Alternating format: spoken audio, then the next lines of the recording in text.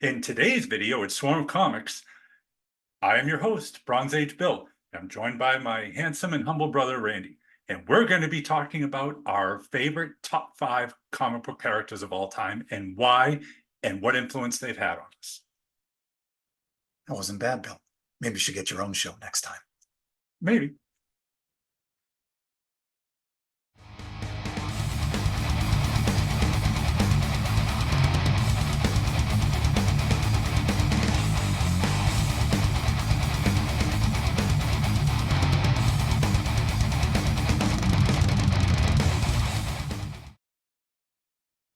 Hi, and welcome to Swarm of Comics. I am Randy, your handsome and humble host, and I'm Bronze Age Bill, guest host once again.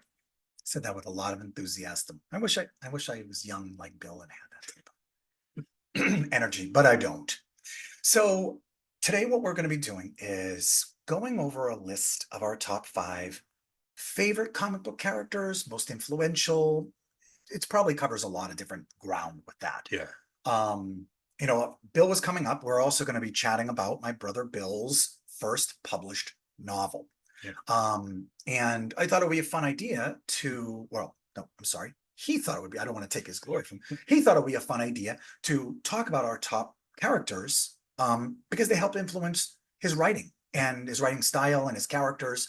He's very influenced by real life, and I'll let him actually talk about his own book eventually. But we're going to talk about this, and then we're going to get into a little bit about his upcoming novel. And you've heard me say this joke way too many times in my videos, but if you're watching this in the far future, it's not an upcoming novel. It's already out, and it's a smash success, top of the charts. It's unbelievable. Go find that. Real quick, what's the novel called? Fire and Wrath by Fire William F. and- Carter. Yes. Fire and Wrath by William F. Carter. So go look for that. Find it on Amazon and Barnes & Noble. Yep. So let's get into our list. We've kind of gathered together some slabs just so we had an example. So you don't have to suffer through us putting up things on the shared screen, and we're a little tiny box up there if you watch that one, which was fine and it worked well. Sure. That was our video for our top 10 favorite comic book covers. Yeah. Yep. So we're going to talk about characters. We're going to actually hold up real comic books this time. So I'm going to let my host, I'm the co-host apparently today, I'm going to let the host start, and he's going to jump into one of his books, tell you a little bit about why it's his favorite character, how he discovered the character, and how it's influenced him. So okay, shoot. So I'm going to start with my only villain on the list, and that's the Joker. Try not to get so much ring light and reflection. Okay. Maybe it's How's impossible. How's that? No, it's terrible. Can you not see? I try. He's not seeing because he's looking at the camera, because he's supposed to look at the camera. Oh. Anyway, sorry. The Joker. Haven't heard of him. He's been around. And of course, we were reading Batman already well before the '89 movie came out, or all the movies, and he fascinated me as a child, as a child and a teenager, more than most other villains, just because of the level of psychopathy, Craziness. yeah, this level of madness. Don't you have a master's degree? Yes. And a writer? Yes. But doesn't We mean I can pronounce We can things. edit this. We can edit this later. Such a psychopath, He wasn't just a villain that wanted to take over the world. right. He had no actual purpose. Right. It was just whatever was right in front of him. Darkseid wanted to take over the world. Yes. Apocalypse wanted to take over the world. People Yeah. wanted to become rich. He didn't care to become rich. And I feel like Heath Ledger, Joker, as much as it's overdone about how amazing it is, he didn't want all the gangsters' money. He Nope. burned the pile of He burned the money. Yeah. because he was psychopathically. Yep. Or what? No, He wanted to watch the world burn, which now is like you just see that phrase everywhere. right. Yeah. He's influenced villains and comic book characters and movies, For decades. immeasurably Yeah. for decades. So I'm sorry. Yeah. I'll let you talk about your book. So no problem. So yeah, just something about him fast. He was just so scary, so over the edge. But he had a sense of humor too, which was odd. I mean, it was a dark sense of humor and stuff. And the Killing Joke, I think, personified that more than any single comic I can think of. That was just an encapsulation of his level of insanity. But there was a method to the madness, and just something about him, like the pompadour, the hair, just the terrifying appearance. When done well, I mean, he was just terrifying and just compelling. Right, and by this point, like when this specific book came out, Mhm. he had already, this was 1976, beautiful Ernie Chan cover with the Royal Flush Gang. The Joker had come back by the end of the 60s, early 70s, and Batman come back and been an actual horrible evil villain, not just a clown, Right. like the Cesar Romero one. You know, the Batman comics around the time when the show came out in 1966, Mhm. and I think it only lasted 2 years till 68 or something like that. Yeah. It became a clown. Yeah. And then they eventually brought him back to being a psychopathically. Psychopath. Yeah, something like that. Tomato. Yeah. All So right. yeah, all That right. was your book. That's my That's number number 5. one. And this is a fun one to display. This is a Joker. You know, I know that you guys know that I love my red covers, and Mhm. I love the Joker. This is a beautiful book. I got this for a steal, by the way, in 9.6 at Yeah. an auction. It was an auction of all CBCS books. The whole auction was CBCS books, and I picked up a couple. It probably in one of my other videos where I unboxed it, but this is a super fun, cool one. Mm. All right, Nice. that's your book number 1. Yeah. I'm going to gently place this on the floor. Yeah. My number 5. That was my number 5. Not Yeah. number 1. Yeah. We're going backwards here. I'm not good at math. I was told there'd be no math. There was no math. All right. I'm going to go with, and you're going to see a theme of this. It's treading the line between, is it a villain or not a villain? Is it an anti-hero? Okay. And was this character the first anti-hero? I'm not sure Okay. because I'm not old enough to know and have read all those books. But Okay. my first one here is the Spectre. Spectre. I first learned about the Spectre probably in the early 80s. I might have gotten some Spectre issues early, but then he came out with his own series. And I think Jim Aparo was doing the art and things like that. Those are awesome. They were awesome. Again, you know, the character is Jim Corrigan. He was a detective. He died. The gangsters put cement shoes on him and threw him into the harbor. Yeah. And he died. And some mystical being brought him back as a hero. And he kills people in crazy, wacky ways. Like apparently these Nazis, will assume that's who they are being killed by a giant octopus, which I appreciate because I do like. You like your art? Cephalopus, yeah. But you know, in the books, he would manifest a giant pair of scissors and cut people in half, like, oh yeah, and he would met out justice, the Spectre justice. Yeah. Unfortunately, I don't have any books of the Spectre when he was back in more fun comics back in the Golden Age. That's one of my goals to do is get that. Okay. But I do have some of these. You know, he was an Weird Adventure. Yeah. When they were sort of doing, you know, it was like pre-code. No, not pre-code. It was after the code relaxed its rules. And they're starting to let more horror in. Yeah. They started making things. I'm not even sure Weird lasted more than a couple issues or 1 or 10. I'm not sure. Okay. But anyway, so that's what it is. This is one of the first anti-heroes that I had seen. I mean, I might have known the Spectre before, like the Punisher, which is, of course, the archetype at this point of the anti-hero. So that's my number 5 here is good call. The Spectre. Yeah, very cool. Mysterious, very cool. Love the Spectre. I used to draw the Spectre when I used to actually try to do art. Because I loved him. So that is my number 5. Very cool. All right, Bronze Age, Bill, you're up. All right. Number 4 is Captain America. Yeah, let's make sure we're not blurring. Captain America. Now, when I saw my brother's top 5 list, Captain America, I was very unexpected for me. I did not. I mean, everybody likes Captain America, but I didn't think it would be in his top 5. So I'm very curious to find out. I guess I should have just let you tell the story. No problem. But I want you to add in, out of all the characters, I definitely didn't expect out why Captain America, because it seems so different for you. It is a bit. And I will acknowledge that I never collected Cap, but you did. And I loved reading those issues, like in the late 80s, when he was fighting Ultimatum. And, and Ultimatum, like Flag Smasher. Yep. Diamondback was his sidekick. Yep. And she started off as a villain and then sort of became. Yep. I think she's going to be in the new Captain America 4 movie. Oh, cool. Yeah, there's one of the actors was caught with like pink hair. All right. Yeah. Oh, what was else? But the Flag Smasher was back then. Flag Smasher. When he became the captain. Yep. When he got the black suit. The black suit. Had to turn in his stuff. Like that was that was an amazing time. Yeah.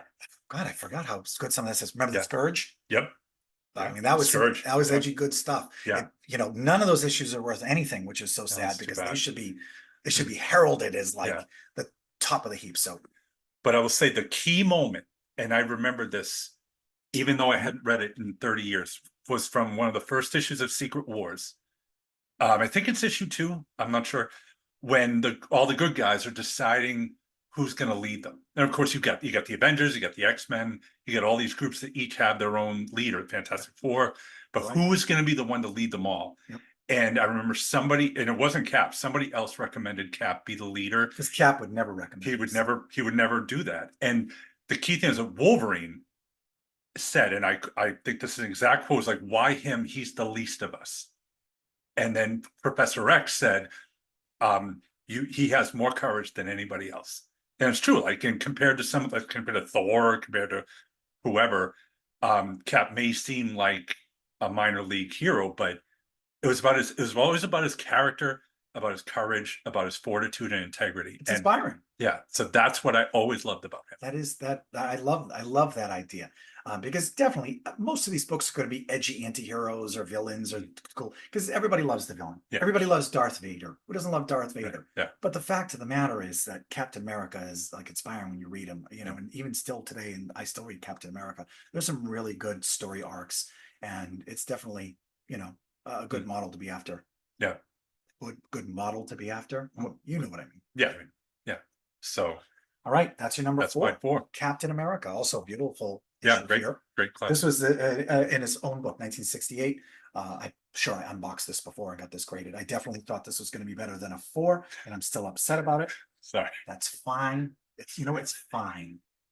But he was in Tales of Suspense before this. Is that where it started? Yeah, Iron Man and Captain America were in Tales of Suspense. Okay. Now, I always thought the story was that the printer couldn't print any more issues, books that they were already printing.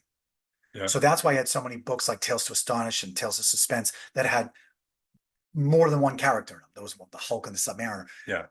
But I think I was wrong. I think I learned from Jim from Bronzeville, and I can't confirm this, but there was some type of agreement that Marvel and DC had that Marvel could only print so many different titles. Really? Maybe DC had a stranglehold on the printer or something like that. But as soon as Marvel got out from underneath DC's thumb, because remember, this is still the 1960s. Marvel, even though it was Atlas before that and things like that, there were still nobodies compared to DC. Right. DC was Superman, Batman, Yeah. Wonder Woman, Flash, Green Lantern. Green Lantern. You Yeah. weren't going to beat them. Yeah. And Marvel was the upstarts. It was a few years old. Mm. And they were still under the thumb, publish-wise, something like that. So somebody, you know the story better than I do. Please put it in the comments. Let us know, because I'd love more details, but that's my understanding. So, all right. All right. So we're going to go with my Yep. You're number 4. number 4. And you know what? I feel like this character that I'm going to show next is almost exactly the same as the last character. Like, I can't imagine that these characters, the comics characters, weren't influenced by this. Yes. This might be the first anti-hero. It is. Yes. The Shadow. The Shadow. Shadow The knows. Shadow, of course, the Shadow knows. It started in 19 Streets and Smith, I think, pulp books. Okay. And eventually got into comic books. But he was doing pulps in the 30s. Yeah. This And the is- radio show. Right? Yep, radio Yeah. show, pulps. Gonna be honest, don't know enough to answer this question, but I don't know whether pulps or radio show came first. I don't know. Yeah. When I talked about Captain Midnight, the radio show came first and then the pulps. Okay. I'm not sure what the Shadow. I don't know. I could look it up right now, but I'm not going to. Hmm. But the Shadow, again, another anti-hero. He was definitely, you know, Yeah. a vigilante Mhm. who pushed the boundaries sometimes Yes. is what he did. And such a great book. I love the Shadow. Mm. Again, much like the Spectre, I picked this up because of a series that was in the 1980s. Yep. Bill Sienkiewicz was doing it. He was Yep. doing those covers. It was a modern 1980s take on the Shadow. Yep. And I read that, and then that's when I discovered the Shadow Yeah. went down. Well, there was Show. there was the miniseries by Howard Chaykin. Yes, there was the Howard Chaykin miniseries. Yes, That's right. which was super confusing. Yes, it was. Well, it was Yeah. confusing because of the character is Lamont Cranston, but And- it's another guy who took over. And Allard, Ken Allard took Yeah. over. And yeah, it's Yeah. definitely a weird, confusing thing. but it was cool. It was definitely cool. And then I love the Sienkiewicz series even better. So this is The Shadow. This is from 1945. I've got a bunch of issues of this, and this one's it's better than a 4.0. I don't want to keep saying that. It's definitely than a 4.0. Mm. Maybe if I got it cleaned, it would have been more than a 4.0. But so that is my number four. Four, yep. Four. That's number four. So we got the Spectre and the Shadow, probably not that much different than each other, sort of mystical Yeah. vigilante anti-heroes. Mm. So that's my number four. Now, actually, well, I don't want to sound stupid, but did the Shadow have supernatural powers? He did. It was hypnotism. It was a ring that it was, so Okay. a lot of it was mystical. I think it was, borderline. It's mystical. It was definitely mystical. Okay. Hypnosis powers and things like All that. right. But he wasn't a superhero. I think they always try to make it semi-grounded, earthly, Yeah. things. Right. I mean, I Yeah. feel like Superman is still the first one that's like, I have superpowers, I'm Yeah. bulletproof and all these things like that. Yeah. These superheroes that came first, I think that was, he used mysticism. So if you want to Okay. call it not superhero, Yeah. but I think he used mystical powers from the Right. Orient. Yes. You know, that he disappeared there and came Yeah. back. And Right. he was went as a playboy, undercover as a playboy, but he Yeah. really was fighting crime at Yeah. night. And as hokey as it is, watch the Alec Baldwin movie from I think 1988, Somewhere around there. 1989, 88, 1990, 89. or Yeah. something like that. Yeah. I don't think I appreciated it at the time, Mm. but it was certainly good fun. Watch that Yes. movie again if you haven't watched Yep. that. And you know who, just a quick aside, who I always thought would have made the perfect Shadow Who? was Gabriel Byrne. You remember him? Yeah, He had the nose. it did have the nose. Yeah. Gabriel Byrne, well, as we know from The Usual Suspects. Yes. Okay. All right, what's your number All right. three? Because I don't want this video to be 4 hours long. Number I three. have to chop it into two and do bad editing job cutting this Okay. in half. Number three, busy cover, but Rogue. X-Man. Rogue, X-Man, everybody knows her. Yep. X-Men Adventures, X-Men, Uncanny X-Men, X-Men 97 cartoon and everything like that. Yes. And Villain who turned. yep, villain who turned good. Yep. She came to Professor X because nobody could help her. She'd absorbed Carol Danvers's powers and memories It was and all was known. and was driving her insane. Yep. And so she left the Brotherhood of Evil Mutants and came to Professor X pretty much begging for help. And that was right when we started reading X-Men. So I didn't know her as a villain. Right. That was 83, Yeah. 82, 83, something And like of course, none of the X-Men trusted her, and she was like an outsider. that. 82. 82. So I mean, did I have a crush on her? Yes. But I mean, would she, like all the other female X-Men? She's no Bugs Bunny dressed up like a lady, but No. I get it. I mean, I they're guess all it's okay to have a crush on a cartoon character. it is. I was young, and impressionable, but I mean, like the fact that every female on the X-Men was this improbable 10, like perfect hair, perfect body, whatever. And I know that was probably not an accident to appeal to teenage boys. But what really compelled me, what really intrigued me about her was the fact that because of her powers, she couldn't touch anybody, she couldn't have a relationship, there was no intimacy in her life. Right. Like she was the eternal outsider, always alone. And I probably, like most alienated teenagers, I could relate to that. But she was still sweet, she was still kind and still brave and wanted to do the right thing. She didn't let her misery overwhelm her, and she still tried to do the right thing. For me, the weirdest thing or the most interesting thing about her is that they wrote phonetically her accent. Yeah, there was that. Right, Sugar? Yeah, there I was think that came more heavy later on. Yeah. Maybe I'll try and put a photo up in the middle of us if I remember to edit this in later. I guess we don't really have to move. It could just be over us. Of what she looked like when she was evil, with her wacky, crazy hair that she looked like a bird, Oh or yeah. like Wolverine or something like that. Yeah. She looked pretty mean and different back then. Yeah, and her appearance certainly evolved. Yeah. But yeah, just always liked her for some reason. Yeah. Not sure why that's a 9.8, but maybe it's the little spine ticks on the side. All right. All right. Number three. Yep. My number three. Straight out villain. Straight up villain. Not even anti-hero. Yeah. But there's a lot of dimensions. A lot of dimensions to him. Yes. Over the years it's developed. Mm. Not just a dictator, not just a whatever, but a leader. And yeah, he was evil and he wanted revenge, whatever story they eventually came up for him. But he was more than that. He was, no, we'll just jump into it. Yeah. It is Dr. Doom. Doom. Probably not because I love Darth Vader that I loved Dr. Doom. But Dr. Doom had so many different angles, storylines, relationships with the Fantastic Four and so forth. Again, I mentioned he's the dictator leader of Latveria, and different depending on who's writing the story arc. Sometimes the people love Doctor Doom. Right, as he was like a heroine. national hero. He was a national hero and so forth. And being trapped and imprisoned, the man in the Iron Mask, you know, before I even probably knew Doctor Doom, there was movies about that we probably saw in like Sunday afternoon movies on Channel 56, you know, wherever like that. And but Doctor Doom is endlessly fascinating. I wish that they would absolutely get him correct in some movie or TV They show. mess him up They mess up his both of those worst. Fantastic Four movies. They Just absolutely terrible. So Yeah. I don't have any big long romantic stories like Bill does about Rogue or the other ones. No, I'm not making fun. Honestly, Doctor Doom for me was just I rooted for him over the Fantastic Four. Yeah, he's You a know what I mean? badass. Yeah. He was absolutely a badass. I mean, Johnny Storm was whiny. Yeah. You know, the Thing was, I don't know, he was a big dumb lunk. I don't know. Yeah. Anyway, I just love Doctor Doom. This Yeah. is pretty cool. This is my Fantastic Four annual number 2, 1964. Nice. Sure, it's not annual number 1, but you know, not all of us are made of money. Yeah.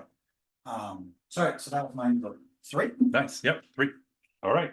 What's So, your number 2? number 2, Bronze is- Age Bill. Bronze Age Bill is hand in hand with the Joker. Of course, we have the other side of the equation. Is this Bronze Age? When did this come out? Is that- 1970. No, I would say it's Bronze Age. It's Bronze Age. Bronze It Age is Bill. Batman. Like I said, grew up with him. First saw him on the Saturday morning cartoons and stuff. Yeah, mid-1970s. Yeah.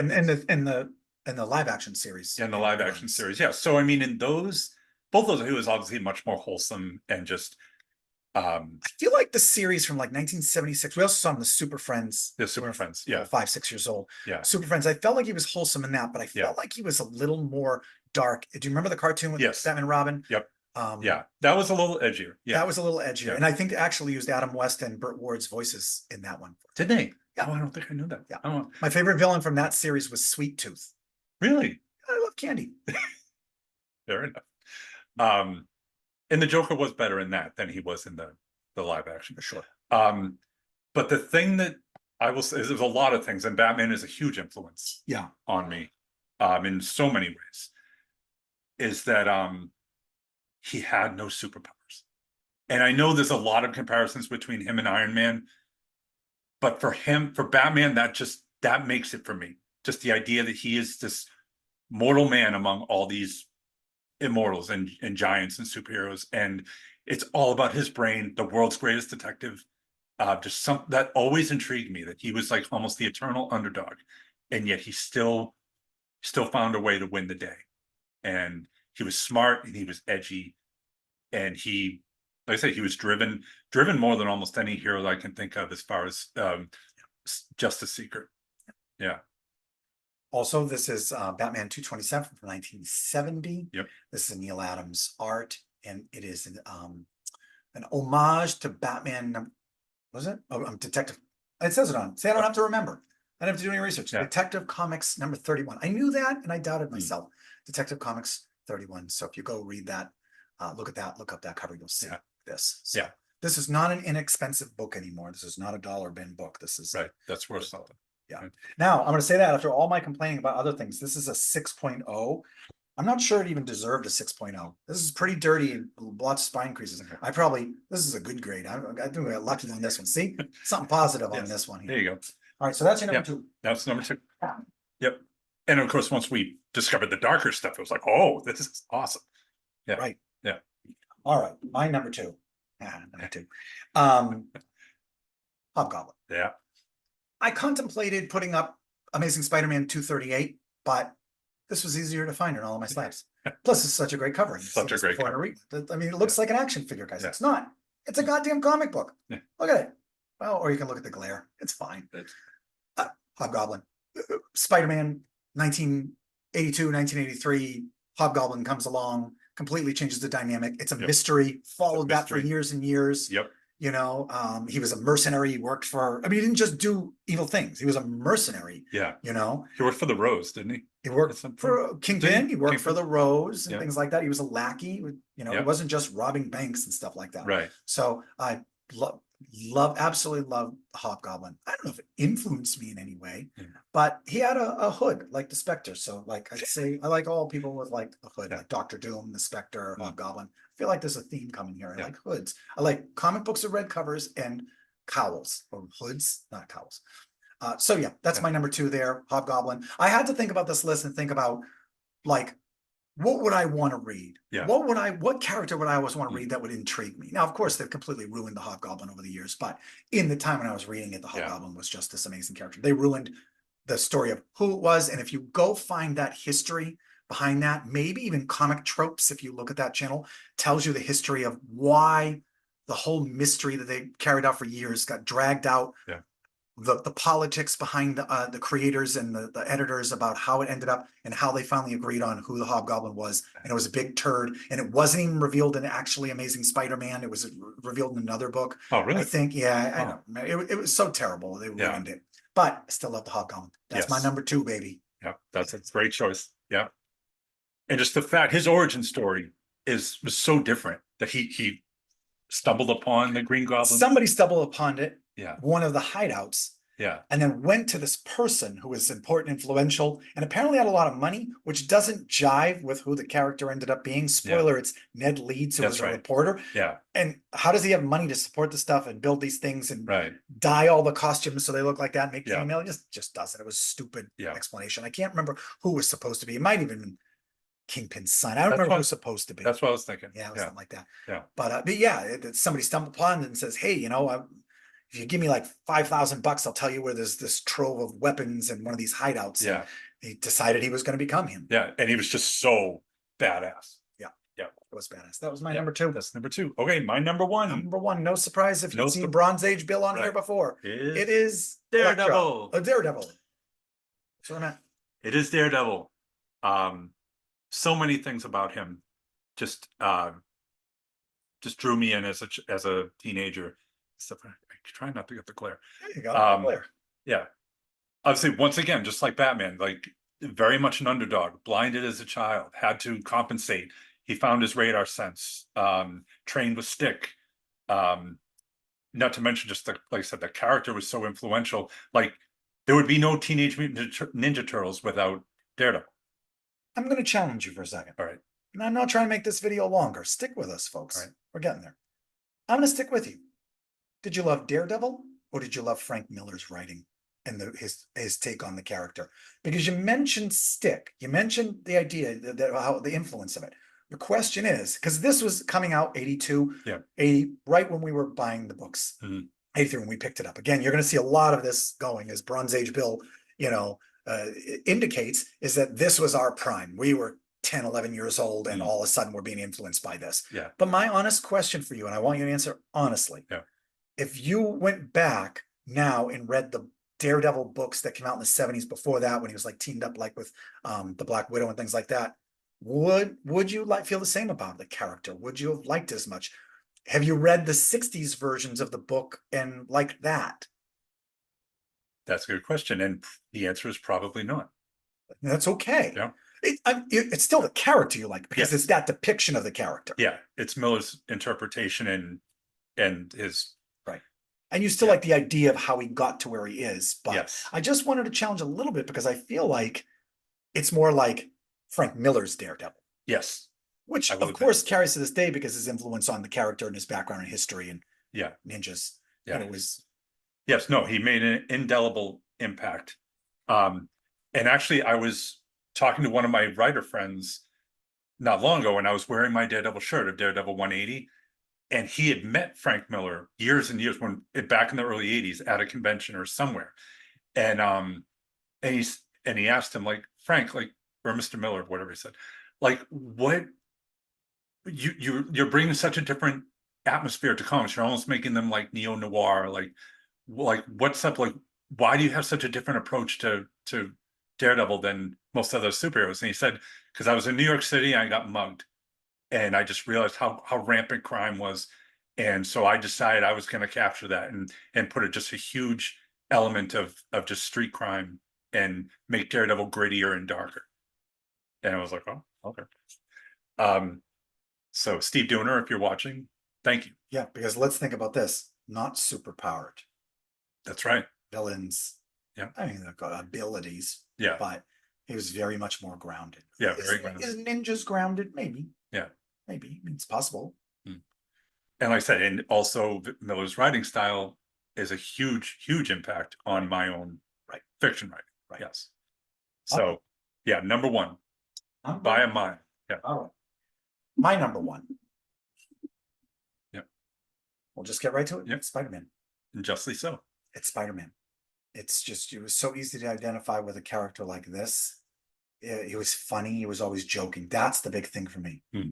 You watch the Super Friends, nobody was really joking around. No. You read those comic books, nobody was joking around. He was wisecrack. He was driving villains crazy with his wisecracks and his character. He was a teenager. He was just different. Again, Yeah. it's just Spider-Man. It seems so cliche to be my number one. And I'm gonna be super honest with you. When Bill suggested this idea, talking about the top 5, my brain kind of went to, what are some cool, edgy things that are some of my top characters that I could do that would like blow people's minds? But the reality is that wasn't the assignment. The assignment, why I can't help it. Yeah. You've heard me say before, is that Spider-Man has been my favorite since we were kids, before we even read comic books and we watched cartoons of him Yes. on TV. Mhm. The 1960s version of Spider-Man on there. He was on Electric Company, Yeah. the kids show when we were 4 years old. Yeah. And started there. And then we had Spider-Man books, the ones for kids, the Little Big Books or something Yep. like that. And then it got into the comic books. Mhm. It's just so I don't want to say influential. I'm gonna avoid that because I'm not a writer or any of those things, but it helped grow my love of superheroes, comic books, who I am today, anything like that. And it is Amazing Spider-Man. I don't care whether he's the most loved, most sold, everybody loves Spider-Man, the best movies, doesn't matter. For me, the Amazing Spider-Man has always been number one. And it's probably the only comic I've consistently collected since we started seriously collecting. Wow. I think I had a break for a little while during the Clone Saga. I'm going to be honest with you. You know, I had other things to worry about, like buying a house and Yeah. paying a car payment and stuff. Maybe Spider-Man wasn't there, but I've been reading it. I've been buying them ever since. I don't read them. I just buy them.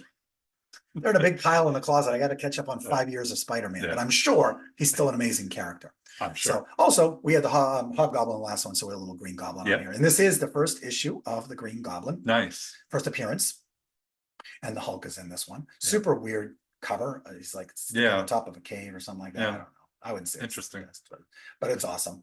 My 1.5, and if I do this and the camera gets blurry, it looks amazing. Actually, I'm gonna be honest, the back is in way better condition than the front. The front looks Oh, like yeah. somebody dumped a glass of water on it, but that is my number one. Nice. Spider-Man. it has to be. There's no Yeah. way it can't. Yeah. You know, the complete opposite of all the anti-heroes and villains and things like that before it, but it just honestly Spider-Man. If you would ask me that question real fast out on the street, Jay Leno comes up and says, Jay Leno still on TV? I don't know. No. I don't watch late night. And says, you're like, oh, what's your favorite superhero? What's your favorite comic character? It would just be Spider-Man would be the first one, without a doubt. Favorite comic book character. Now, Bill sees that I have another book over here, and because I can't just do 5, I Yep. just can't. I'm Yep. not good at math. And I felt like this one was good enough. I'm going to say it's not 1. I'm going to say it's not number 1. It's number 0. We'll go with number 0 Yep. because I feel like it's influenced us both. And I Yep. think the writer has and so forth. And I love this book. I love the movie we were talking about beforehand. Yep. I love the movie. Yep. I love it. I don't care. I don't Yep. care what anybody thinks. I'll watch it over and over again. I'll Yep. read these over and over again. It's some of the most amazing writing. Yep. I even made the controversial statement that I like this better as a maxi series than Watchmen. Yeah. And I agree. I know that if you tear Watchmen apart and it's got all these angles, but to be honest with you, maybe Watchmen's a little too smart for me. But I love this, so we'll just jump right into it. Yep. It is V for Vendetta. Viva Vendetta. There's V. Yep. This is a series that was in a book. It was a British magazine, right? I almost bought an issue of it at the last Comic-Con I was at. My brain's gonna blank. Once again, let's be consistent. Randy does 0 research before getting on his videos. We're Yeah. having fun. We're winging it. Yeah. Maybe I'll edit it in over here afterwards. Yeah, I'm blanking out what it was. Blanking out. It was in Warriors. I think it was called Warriors. Maybe. If only we had some like knowledge base of all information that we could like just type it in and look for it somehow. Well, maybe Right. someday we'll have something like Yeah. that. Like a central database of information. Yeah. Your Pony Express, Right. For 21st century. bingo. It appeared in the book. It was a anthology series, and this was spread out over that anthology series, and then it was canceled. Yes. I think through issue 8 or Yep, something. something like that. Yeah. And then it wasn't finished. Yeah. I think 82, 81, Something like that. something like that. And then In 88. ET picked it up because, of course, Alan Moore was as hot as, That's- a nuclear, bomb. Yeah. At that point, they took this, published the rest of it, put it out as a maxi series. I Yes. think it was 12 issues. 12 issues, yeah. Unbelievable, obviously. So incredibly So good. incredible. And Yeah. the one of my favorite things is, I think it's in the graphic novel. It could be in here. I don't know because I can't read it. I slide cased it. I entombed it. I can't read it now. That was one of the first trades I ever bought, was this series. Yeah. Well, either in the trade or in this here, I think it's a trade. Alan Moore talks about how naive he was when he was first writing this in 1981. The idea of this is there's a nuclear war Yeah. in another country, but it ends up affecting, the UK in different ways. Everybody buckles down more, and we start to get more an authoritarian fascist government. Yeah. And V is going to fight back against this. Remember the 5th of November. Yep. Obviously based on Guy Fawkes. But the general idea of that, his note was how naive I was. They're like, oh, there's a nuclear war over there and everything's good over here. Like, if we devolved into nuclear war, it would be an apocalypse. It would Yes. not be, like, oh, we're going to keep having, TV programs and stuff like that. Like, if there was a nuclear war, things would be it would be bad. You ever see the British movie Threads? No, but it sounds familiar. And I It should see is so incredibly bleak. It's Sheffield after a nuclear explosion, Okay. and they pretty much devolve into the Dark Ages. Yeah, it's awful. It's very Hey, you depressing. should watch this. It's awful. Yes, it's well done, but it's so I get it. bleak and depressing. For me, that sounds like it falls into the character of the movie The Batman or Joker, because Yeah. those are horribly bleak, Yeah. so stark and like, I don't know, soul bearing, like insane. Yeah. I loved them. Mm. I'll never watch them I again, won't watch. Yeah, but I loved them. Yep. So this is my top 0 Yep. on the list Our because I joint. feel like it's influenced us both. It's Yep. something we grew up with and that we both absolutely love. Agreed. Great choice. Super cool back cover too. Yep. This was our original copy. My brother Bill Yep. probably bought this Yep. In in 1988 at New England Comics. New England Comics. And when he gave his comic collection to me, when he didn't care anymore, he was running around driving sports cars, chasing girls. He didn't care about comic books, and I got most of them. Yeah. I've given a bunch back. I appreciate that. And I know that this is still preserved, and I'll allow him to look at it from a distance Yeah. anytime he wants to. And it's a 9.6. It is. I'm surprised it's a 9.6 because I'm going to be honest with you, and I hate telling the story over and over again. It wasn't even in a bag on a board. I am. I wasn't taking care of them. I wasn't either. Yeah, Could have been 9.8. It's got a huge crease on the back there that you're probably not going to see. I can see it. Yeah, Yeah. it probably shouldn't even got a 9.6. Yay. It's got 4 color breaking spine ticks, but they were very nice about it. Yeah. So that is number 0 on our list. Great. Now, all that being said, I want to talk really briefly. I think we're going to do another video of it. Okay. We're definitely not going to just change our shirts and pretend it's a completely different day. It's going to be totally different. Yeah. But your book has come out or coming out. Yep. And obviously a lot of these characters have influenced over the years. So why don't you give us the elevator pitch on your book and how people can get it, and what Fire of Wrath, Fire and Wrath. Fire yeah. in Wrath. I And, totally get and that. Wrath. Yeah. And Yeah. ooh, Fire it and was Wrath. over 2 there. Which my agent came up with that title, and I'm very jealous because I must have floated 100 titles to him. What was your favorite originally? It was originally called Dead Man Zone, which Dead is Man an Zone. Australian firefighting term for like this, how quickly a wildfire can spread within a certain amount of time. Reminds me of like the T-Mobile or Verizon commercial. Like, I know, like, is it the dead zone? yeah, like Dead Zone. So that was my original title, and then when I started working with him, he said, by the way, at some point we're gonna talk about the title. I love it though. So yeah, he came up with it. I'm like, that's perfect. There you go. So we'll get more into it, but yes. give us the elevator pitch and then I want to get out of All here. right.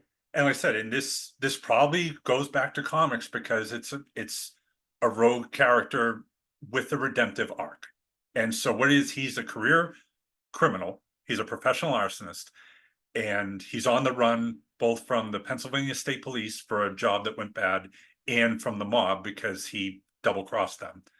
And he gets contacted by a childhood friend that he hasn't seen in like 30 years, to meet him to come down to Plymouth, Massachusetts. He's from Philadelphia. Wrap this up. Wraps up. And We're doing another video. okay, Another day. Totally not right after this one with different. all right. So he's coerced into helping an investigation of a number of random arsons where houses have been torched and families killed, and there's no discernible connection between the victims it just seems like this guy's torching houses at random and killing people. The sheriff is under extreme pressure to solve this, and so they think, well, who better to catch an arsonist than a brilliant career arsonist? Love it. Yeah. Sounds good. Yep. So an anti-hero. He is absolutely an anti-hero, Absolutely. and he learns to live again. Don't spoil it. All right, but yeah, He doesn't learn to live again. Forget everything Right. Bill just said. but yeah, he's definitely an anti-hero. Right. So Yeah. that is called Fire and Wrath. Yep. Not in wrath, not or wrath, Yeah, and Brad. not in wrath. It's going to be released on July 19th. It's already 2024. 2024. Yeah, So again, if you're watching this in the future, go to barnesandnoble.com yeah, or Amazon. or amazon.com. Find that, buy that, love that. It's available for pre-order.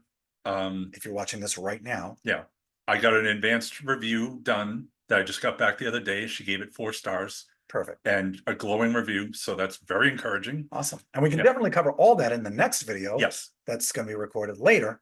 right. Another day, not On right another now. day. Yeah. Yeah, not today. I don't know. All right. I'm too But- tired. Thank you for the plug. Yeah. Of course. All right. And thank you for joining me, Bronze Age Bill. I had a lot of fun being on your show. Yeah. I'm Randy, your co-host.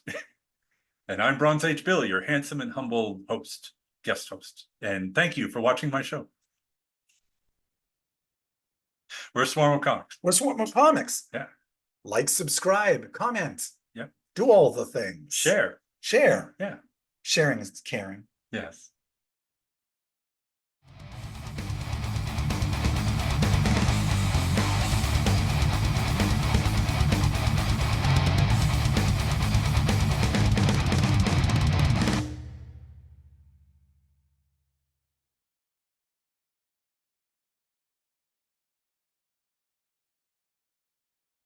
In today's video, it's Swarm of Comics. I'm Bronze Age Bill, and I'm joined by my brother, Randy. Ready to start it again? Mhm. Get ready. Hold Yep. on, wait for me.